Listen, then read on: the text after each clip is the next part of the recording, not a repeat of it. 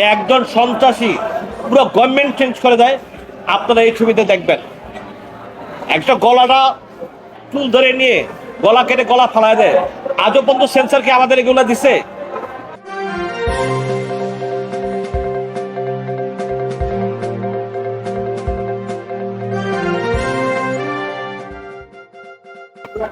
আমাদের দেশ বাংলাদেশ, আমাদের দেশ থেকে টাকা চলে যাচ্ছে, অথচ আমরা সেন্সারের এইভাবে গলা কেটে কোনো ছবিতে কি দেখছেন যে একটা সন্ত্রাসী কোনো গভর্নমেন্ট চেঞ্জ করে দেয়?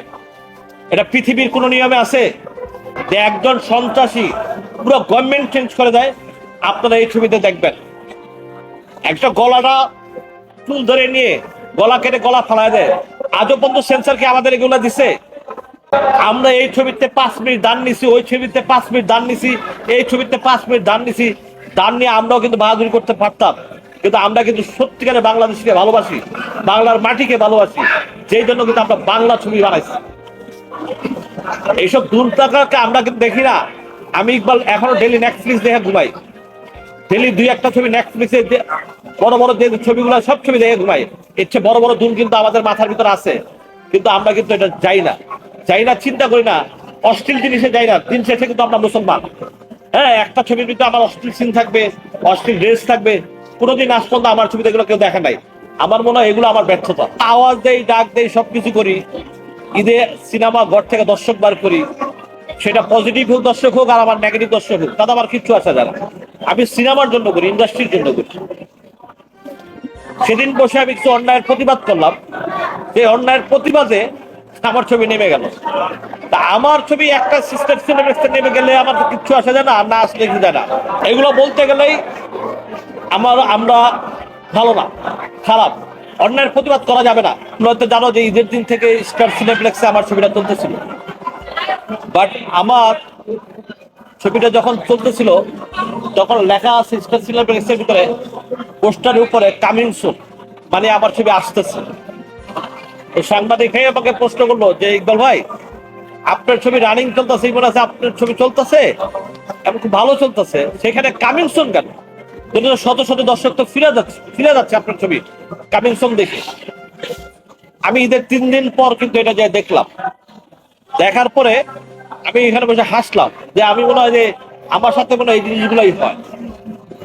যাই হোক, এর জন্য আমি আমার যে প্রোডাকশন ম্যানেজার, আমার যে আমার যে বুকিং করে যে ম্যানেজার, তারে ফোন দিলাম, আমার ম্যানেজারে ফোন দিলাম যে এটা কি হইলো।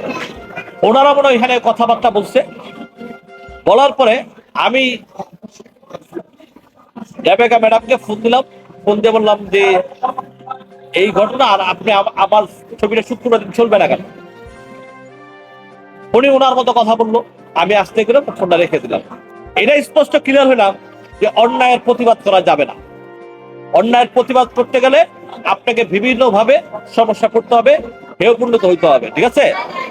যেই কারণে আমার ছবিটা নেমে গেছে। আর আমি যদি ওইটা প্রতিবাদ না করতাম, তাহলে আমি যদি ওনাদের সাথে তাল মিলিয়ে চলতাম, তাহলে আজকে আমার ছবিটা নামতো না, তাহলে আজকে আমার ছবিটা নামতো না। এটা হলো আমার একদম ক্লিয়ার মেসেজ। আমি আগেও বলছি, আজকে বাংলাদেশের ইন্ডাস্ট্রিটা, তো কলকাতার ইন্ডাস্ট্রিটা আপনারা কতটুকু খবর রাখেন জানি না। এই ব্যাংকটিস্ট পুরো ছবিটার প্রডিউসার কিন্তু তারা। আমাদের বাংলাদেশের কিছু মানুষের কাঁধে বন্দুক রেখে